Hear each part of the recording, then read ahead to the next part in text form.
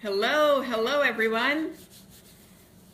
I know people are busy doing things with their families and their loved ones. Happy Valentine's Day to you.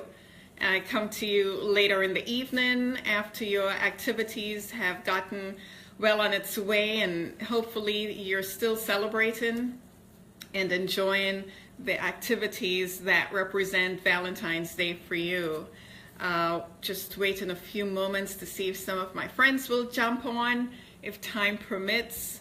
I'd love to have you on joining me just for a few moments as I chat with you about love in action, which is really what love is. It's something that moves us into a place of expression and action. And Valentine's Day is just another day to help us really focus in on what that action is all about. So there are a lot of different thoughts that people have about Valentine's Day. Some really love it and some don't. Some have mixed feelings about it, but it's a day to celebrate our loved ones in a more pronounced way. And really, when we think about it, we know that every day, every single day should be an expression of love to those we care about and hold special meaning in our lives. But today should not replace the daily dosage of love that we have in our hearts for those around us that we should give. You know, I've titled this Love in Action because it's about expression. It's about giving. It's in the giving that we receive and receive the abundance and the fullness of love that we all want to experience from time to time. So when we think about what this day is all about, it's taking the daily dosage of love that we give every day and just culminating it into this big day of celebration as we have opportunities to share that with our families, our children, our loved ones. Maybe it's an intimate relationship, maybe it's a special friendship, or whatever it is. It's just an opportunity to just really say, you mean the world to me, and while I have you, I'm going to tell you. While you're here, I'm going to fully express to you what you mean to me. And across cultures and beliefs and traditions, there are various ways that we can express love. And within all of those cultures and beliefs and traditions, there are different symbols that people utilize to show what love means. And for me personally, I love love. I'm a lover. I just love to embrace and care and give love and receive love as well. I just absolutely delight in and take joy in the fact that we can experience love and know that when we give more love, we feel more love. And we're able to better receive it. Our capacity to love actually grows when we engage in the process of strengthening, nurturing, and expressing love. So it's something that it's absolutely action driven. It's something that as we live it, as we engage in it, we experience it more fully. And so I'm a lover. I'm not a fighter. I don't like to fight, but if you give me enough reason to go there, I'll have to sharpen those skills and just, engage as I need to. But I much prefer to love. And so let's just, get through the hurdles, get through the challenges of life, because there will be ups and downs. Life brings opportunities to love, and part of love is to get past the challenges because we love, right? And so those are some of the things that we can do on a daily basis. And so as we live in this world that I was saying before, it's full of symbolism about what love means and what love is, we need to fully understand what it means to us. And so I'm sure today there was a lot of symbolism given and shared and utilized as people were expressing their love to each other. And so for some people, it's given the stuffed teddy bears, and for others, it's the chocolates. And everybody has their preference. And so understanding the needs of others is an important part of loving. It takes effort, but that's what love is. Because you love, you take the time to understand what's meaningful to the other special person in your life or the people in your life. And some of the symbols that people use to express love is when you think about love, what first comes to your mind, right? And for me, it's a big red heart. I'm guilty. I'm the one who would write a post, maybe every single post, if I could put a big red heart at the end of it, that would be me all day long, because I love to symbolize in some visual representation really quickly what love means, what love is. And I can take a paragraph and write that out, but if I can just use a symbol and you know what it means and I know what it means, it's just, it's a sweet thing that we understand from those symbols. Same thing that happens with gift giving. And so when you receive your box of chocolates, there's a symbol in that. That means a certain thing to a certain person. Maybe it's a gift that you unwrap. It's the whole unwrapping experience and the anticipation and the surprise that comes with, oh my gosh, what did you get me?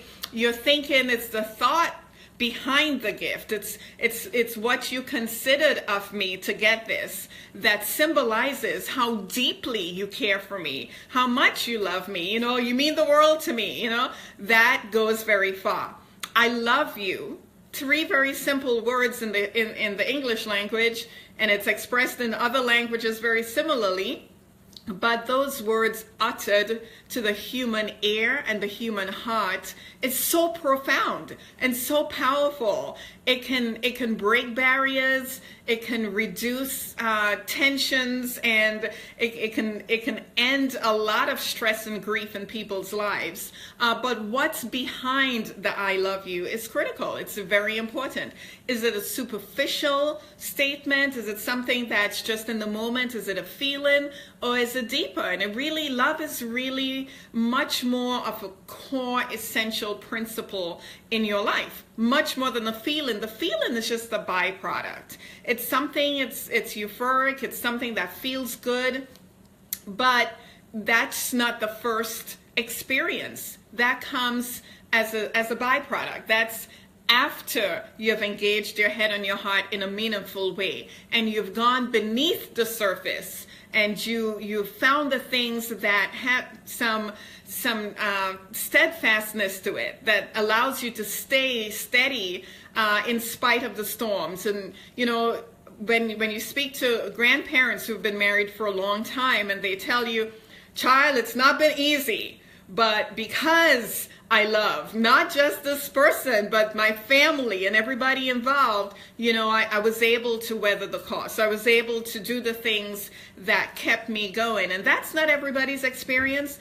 But when you speak to people who have 20, 30, 40, 50 years of a love experience with one person, one special person in a relationship, as a marriage relationship, you get to learn a lot about what that deep, beneath the surface, way down in your soul, love is all about. And everybody's talking about love today, and I thought, why not come on and just talk a little bit about love in action and what that looks like and what it means for different people. So as we talk about symbols and we talk about culture and tradition and beliefs, it's important to understand what holds meaning in those contexts for different people. And so my girlfriend stopped by today and brought me some chocolates. I was just so happy about that. That was her expression of saying, thank you for being there for me and for loving me and helping me out as you have. And those are things that go a long way. And for other people, it might be a touch. It's let me touch you, let me feel you. That's what love represents to me. And for others, it's, a beautiful card tells me all I need to know about this moment. I love flowers. That's part of my love language, and I particularly love roses. And so today I received a couple dozen red roses, and I was smiling from ear to ear. It made my day, and they smell so beautifully. I have them right here. So different symbols and expressions of love. go a long way, depending on how love is defined, what love means to you, and how you give it back in return. Okay, so just because you think it's tradition to give something doesn't mean that that's what you should do. It's really important to take some time and find out what's meaningful for the person receiving it, because that's what it's all about. So for other people, it's jewelry or different things. Again, same principle applies. So just find out where the meaning lies in the giving and the receiving of symbols that express love for you and for those around you. And this could be a parent-child relationship. This could be, you know, people that you just touch and develop a friendship with. It could be an intimate relationship. It could be things that you nurture because you've brought meaning and value to somebody's life. And so there are a number of ways we can put our love into action. And what the action represents comes from the context of the relationship. You know, just like faith without works is dead, you've got to put your faith into some kind of meaningful action where you step out, believing that certain things would happen before you see any signs that say you're safe or this is definitely going to happen. You're just going to go on your belief. Same thing with love.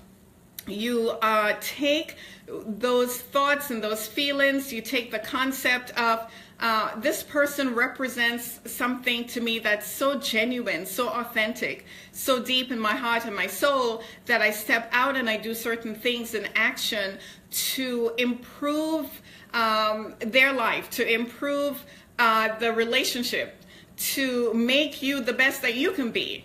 And that's what it's about. If we can help to strengthen who we are, then what we have inside of us, the gifts and talents that we have received, we're more able to give that back to others and to the world.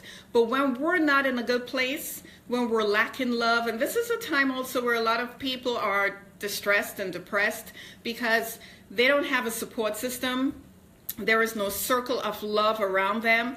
And one thing that I want to call into action for all of us here is that we become more aware of people around us who are hurting, are suffering, are struggling because they don't know what true love is or don't have those people in their lives to express that. And if we can do it and give it, then we should. That should be part of our service to mankind. And so I encourage you to do that. And just another couple points. To me, it's very, very sad that a lot of people go through life not experiencing true love. People are so used in this world. It's a shame. You know, they use you for everything you have and not genuinely loving. So many people get to their 50s and their 60s before they experience what true love is. And where we draw our understanding of true love is from the source of love himself. God, who is love. He is the very definition of love. And what I love about him is that he teaches us how to love by what he does in our lives and how he responds to us and how he continues to just pour into us his spirit and his love. And I think that's the best way to love. That's where I get my love from, and I strive each and every day to get more of it and to have it more abundantly so that I can give it and share it to others as well. So what has God told us about love? He said that love is patient. That's a big one. How many of us are not patient? I strive to be patient. There are times when I'm not as much as I should be. But if that is something you struggle with, you know, check why that's happening and what are you patient about or impatient about, and let love rule, let love guide your actions. Being patient is a characteristic of being loving. Love is kind. This world is so full of unkind people, selfish people, people who really don't care about others. They might think they do.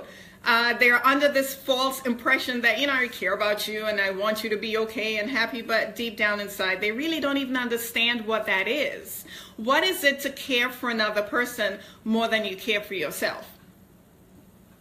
a lot of people haven't fully discovered that. But if we go back to the source of love, to the giver of love, to the one who originated love and designed love, we'll understand from his actions towards us what it is to be kind and what it is to be patient. That doesn't mean you're a pushover.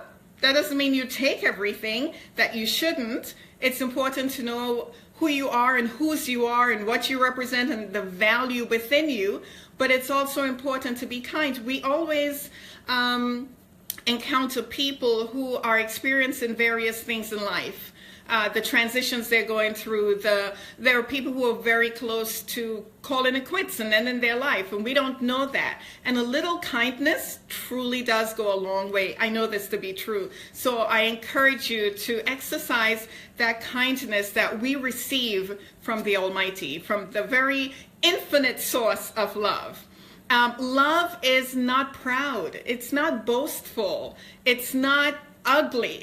It's beautiful, and it's not self-seeking. It's putting yourself and your self-interest aside and caring so much about somebody else that you want to show them what you see within them, the beauty that they might not be able to see for themselves at that time, and encourage them to be the greatest person that they can be, which could be an incredible blessing that they're not able to grab a hold of right now. I've had people say that to me, and they've said, you saw something within me when I saw nothing within myself.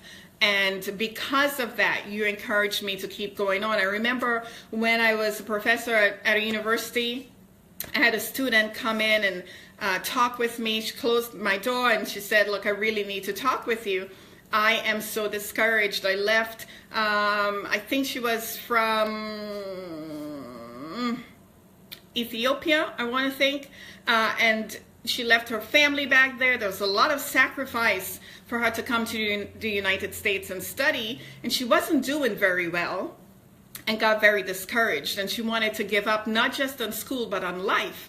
And I felt love for this young lady. I felt care for her, and I just really poured into her, and I told her all the things I saw in her life, everything that I saw that she can do and who she can be and the lives that she was going to impact. And she left my office that day feeling so encouraged, feeling like there was hope and there was love in this world that she can tap into. And I tell you something, her whole life turned around. She stayed in school, she graduated on schedule, and went on to do incredible things in life by being kind, by sharing your love for someone, what you see in them that they might not be able to see in themselves. And that's part of loving. So the symbols and the gift giving and the expressions, those are beautiful, but also sharing the heart and soul and really touching somebody's life. That's what love is all about. And I pray that we all experience that, because it makes the world of difference to somebody, and that somebody could change a lot of lives.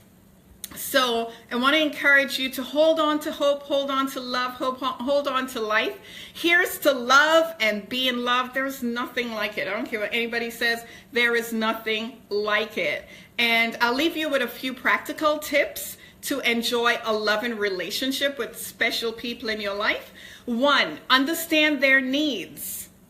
And in understanding their needs and fulfilling those needs, you work towards reciprocity, which is they understand your needs as well. And you have this incredible synergy starting to happen where you're given and they're given and everybody is feeling fulfilled and loved in the true sense of the word. Practicing those everlasting principles of being kind and patient and long-suffering, those kinds of things I talked about earlier. And express love. Don't be afraid to express love fully, abundantly in the ways that you can. 2, verbalize your feelings. You've got to tell your partner what you want. Some of us are guilty of not doing that. You've got to say what you want and what you need and what you love, right?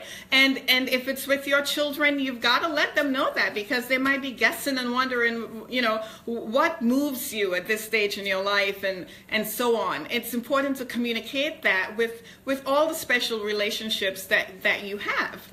And show affection. Affection is, You know, that thing that comes from deep within, that deep care. When you do something for someone else and you're not looking for anything in return, just be affectionate, be loving and caring, and use your heart space, use your head space too. But, you know, just be affectionate. Don't be afraid to be vulnerable and show that part of your life. That's really critical as well. Spend some time alone together. That's so important. You get to know what moves the other person. You get to know so much more about a person when you share time together. You have conversations and you talk and you understand some hurts and some pains and some joys and some successes and some happiness, right? You've got to spend that time to grow and nurture the love relationship and express gratitude. Oh my gosh, I'm so grateful you're in my life. And do it authentically, you know, do it genuinely. I am so glad you're still here. You woke up this morning and I can still say to you, I love you and I care about you. That is so important, that you show that gratitude. A day will come when you don't have that opportunity. And it's happened to too many of us, where we wish we could still say, you know, I really am grateful for you and what you mean to me, what you've done for me, how you've impacted my life. This is a really special topic for me, so bear with me here. But just be grateful. Be grateful that you still have the people in your life who mean a lot to you. Be kind, as I said before. It doesn't cost anything to be kind. It's not about spending money. It's about using your heart. It's about doing those things that create memories that last a lifetime. Because when you have nothing else, you look back on those memories and you're so grateful for them, and you hold on to them, and they get you through the difficult parts of life. Share joy.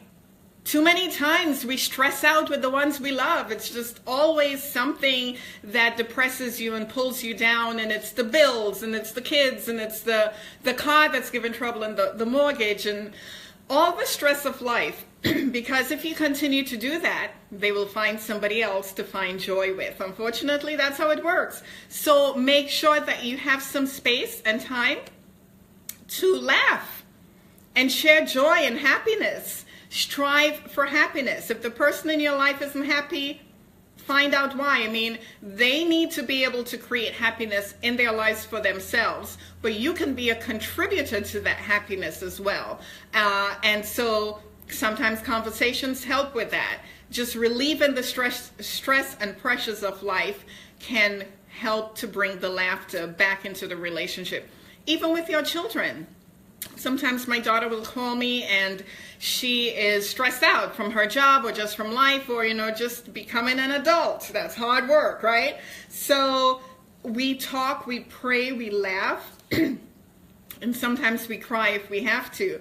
But it's in that experience that the love grows, that the bond is strengthened, that we understand each other better, and we share life. We share joy and happiness. Be sure to take time to do that. And finally, forgive. Life is about finding ways to forgive and to be forgiven. None of us, we're not perfect. There are things we're going to do. Some of us are really going to goof up. I mean, in some major ways. And you look at the person and you're like, really? Did you really do that? Like, how in the world? What happened? Okay? And for every person, that's a personal decision that you make about what's tolerable in your life, you know, 0 tolerance for some things, whatever. Whether you are able to support the relationship or whatever it is, it's different from forgiveness. When you forgive, you create freedom in your life. You restore the love and the joy in your life, because you are releasing all the bondage that comes with the stresses of life and the difficult situations we encounter. You release it for yourself, and we are told by God that we've got to forgive if we want to be forgiven. And you would be amazed at the happiness and the joy and the peace that's restored unto your life. So take those practical tips, apply it to your life, and you'll experience love in a whole nother level. I didn't mean to go on this long this evening, but I just really wanted to stop by and say, hope that you are understanding, experiencing, living, loving to the fullest as life was designed to be. And if you're not, I pray that you would examine some of these things I shared with you and see how you can create a loving experience and put love in action into your life. Have a fantastic evening. Whatever you do with those that you love and care about, may it be special, may it be memorable, and may it be authentic. Blessings to all. Take care. Bye.